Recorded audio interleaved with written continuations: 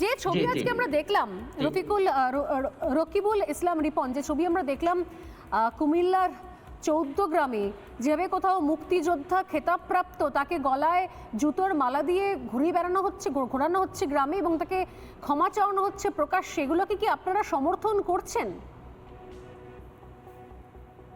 দেখুন, আপনাকে ধন্যবাদ জানাচ্ছি বাংলাদেশের জনগণের পক্ষ থেকে। আসলে বাংলাদেশের জনগণ ভারতের বিপক্ষে নয়, ভারতের জনগণের বিপক্ষে নয়। বাংলাদেশের জনগণ ভারতের একটি শাসক দল আছে বিজেপি, তাদের কর্মকাণ্ডের বিপক্ষে এবং তাদের অপকর্মের বিপক্ষে বাংলাদেশের জনগণ সবসময়ের জন্য সোচ্চার, এখনো সোচ্চার। আমরা সবসময়ের জন্য সেই বিজেপি নরেন্দ্র মোদীর যে অপকর্ম, সেই বিজেপি নেতাদেরকে তো আপনি বাংলাদেশে পাবেন না। বাংলাদেশে আমরা দেখতে পাচ্ছি আওয়ামী লীগের নেতা এবং মুক্তিযোদ্ধা, হিন্দু, এই কয়েকটা যে শ্রেণী আমরা দেখতে পাচ্ছি। আওয়ামী লীগের ওপর দেখতে পাচ্ছি একাধিক ঘটনা ঘটছে, হিন্দুদের ওপর একাধিক ঘটনা ঘটছে, আর কিছু কিছু ক্ষেত্রে যে ছবি দেখলাম মুক্তিযোদ্ধা, যে ছবি আমি আপনাকে দেখাচ্ছি, জানি আজকে গোটা বিশ্ব তোলপাড়, আপনাদের বাংলাদেশেও আলোচনা চলছে, জুতোর মালা গলায় দিয়ে মুক্তিযোদ্ধাদের ঘোরানো হচ্ছে। আপনি বলার সুযোগ দেন প্লিজ বলুন। আমরা গত 17 বছরে আমরা দেখেছি গণহত্যাকারী শেখ হাসিনার নেতৃত্বে বাংলাদেশে অগণিত ভুয়া মুক্তিযোদ্ধা হয়েছেন, কিন্তু যারা প্রকৃতিক মুক্তিযোদ্ধা তারা রাস্তায় রাস্তায় রিক্সা চালিয়েছেন, বাদাম বিক্রি করেছেন। এই যে ভুয়া মুক্তিযোদ্ধা, এই ভুয়া মুক্তিযোদ্ধা যারা আছেন তাদেরকে তো প্রকৃতি মুক্তিযোদ্ধা প্রতিহত করবে, এটাই বাস্তবতা, এটাই তো বাস্তবতা। কিন্তু যারা মুক্তিযোদ্ধা, মহান মুক্তিযোদ্ধা যারা শহীদ হয়েছেন এবং যারা মুক্তিযুদ্ধ করেছেন, আমরা মুক্তিযোদ্ধাদের সবসময় সম্মান করি, তাদের প্রতি আমাদের শ্রদ্ধা আছে, ভালোবাসা আছে। শ্রদ্ধা এবং ভালোবাসা কোনো দিকে কমতে নেই, কিন্তু একটি গণহত্যাকারী শেখ হাসিনার নেতৃত্বে গত 17 বছরে অগণিত যে ভুয়া মুক্তিযুদ্ধ হয়েছেন, সেই মুক্তিযোদ্ধাদের বর্তমান বাংলাদেশে প্রকৃতিক যারা মুক্তিযোদ্ধা আছেন তারা তাদেরকে বিচারের দাবি এবং বিভিন্ন সময় বিভিন্ন জায়গায় ভুয়া মুক্তিযোদ্ধা যারা তাদেরকে তারা প্রতিহত করার চেষ্টা করছেন। আমরা দেখেছি এক শ্রেণী, গত 17 বছর আমরা দেখেছি। তার মানে আপনাদের বক্তব্য হচ্ছে যে এই আব্দুল কানু উনি হচ্ছেন ভুয়া মুক্তিযোদ্ধা, উনি খেতাবপ্রাপ্ত মুক্তিযোদ্ধা। আমি বলি গত 17 বছরে এই যে গণহত্যাকারী শেখ হাসিনা বাংলাদেশের সবচেয়ে 3টি ভয়াবহ হত্যাকাণ্ড ঘটিয়েছে। একটা হলো পিলখানা হত্যাকাণ্ড, একটা হলো শাপলা চত্বর হত্যাকাণ্ড, আর একটা হলো 24-এর ছাত্র জনতার হত্যাকাণ্ড।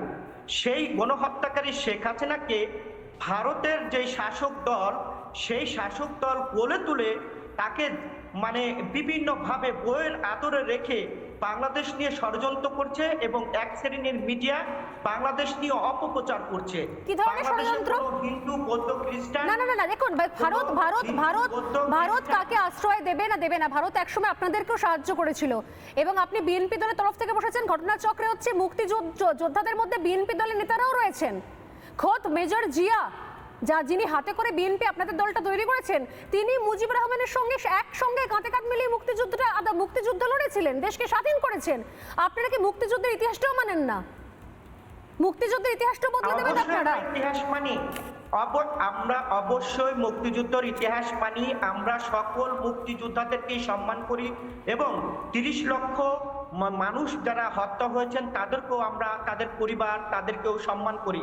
কিন্তু প্রশ্ন হলো ভারতের যে শাসক দল, সেই শাসক দল একটা গণহত্যাকারী, সেই গণহত্যাকারীকে কিভাবে বাংলাদেশের মানুষকে বয়কট করে তাকে আশ্রয় প্রশ্রয় দেয়, বাংলাদেশের মানুষ প্রশ্ন করতে চায়। এবং আমরা দেখেছি ভারতের কিছু মিডিয়া বাংলাদেশ নিয়ে অপপ্রচার চালাচ্ছেন।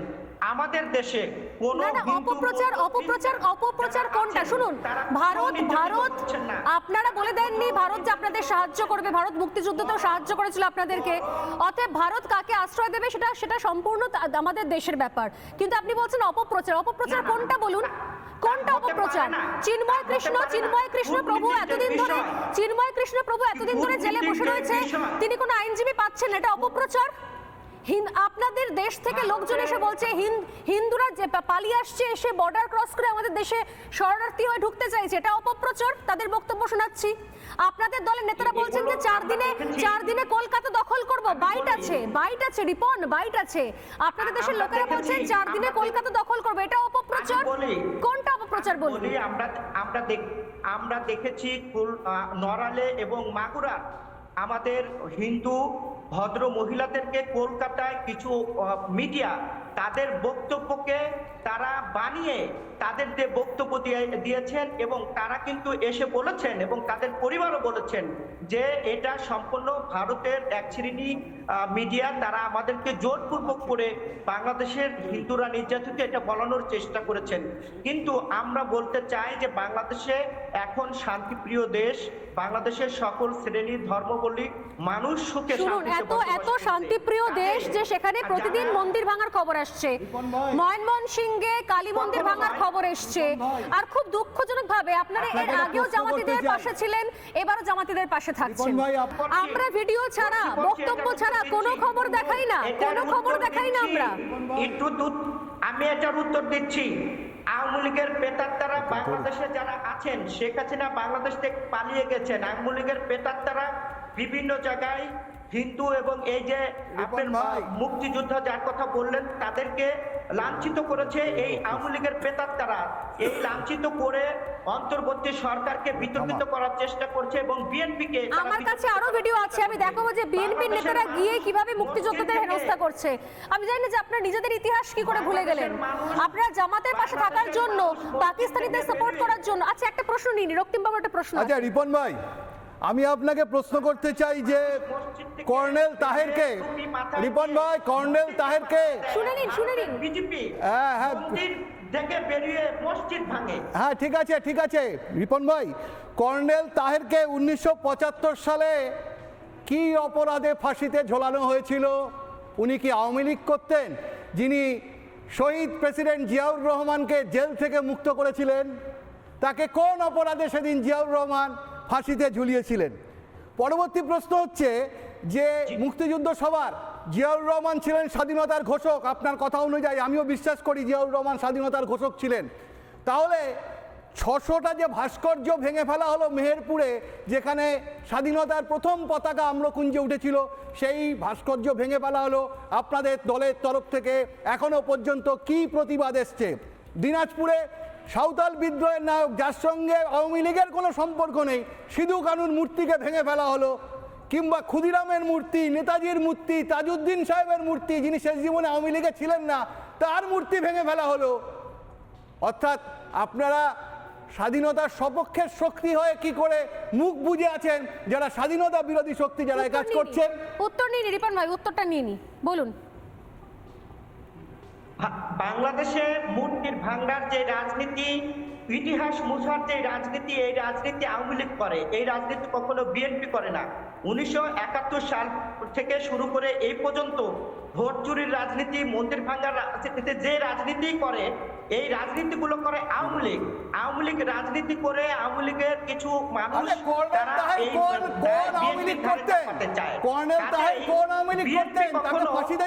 বিএনপি কখনো মূর্তি ভাঙার রাজনীতি করে না। বিএনপি কখনো প্রতিবাদ করেছে কি? প্রতিবাদ করেছে রিপন ভাই, প্রতিবাদ করেছে বিএনপি সবসময়। আরে কর্নেল তাহেরের ব্যাপারটা বলুন, কেন ফাঁসিতে ঝুলিয়েছিলেন কর্নেল তাহেরকে? কি অপরাধ করেছিলেন মুক্তিযোদ্ধা কর্নেল তাহের?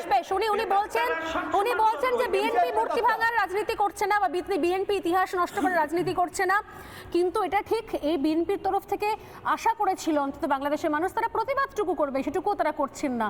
তারা কাদেরকে সাপোর্ট করছেন, কি উদ্দেশ্যে ভাবছেন? তারা ভাবছেন হয়তো ইলেকশন হলে ক্ষমতায় চলে আসবে। এনিওয়ে, আমি আসবো আপনার কাছে। নানা ধরনের কন্টেন্ট দেখার জন্য লাইক করুন, শেয়ার করুন আমাদের ফেসবুক পেজ, সাবস্ক্রাইব করুন আমাদের ইউটিউব চ্যানেল। পাশাপাশি অন্যান্য ব্রেকিং নিউজের জন্য অবশ্যই চোখ রাখুন রিপাবলিক বাংলায়।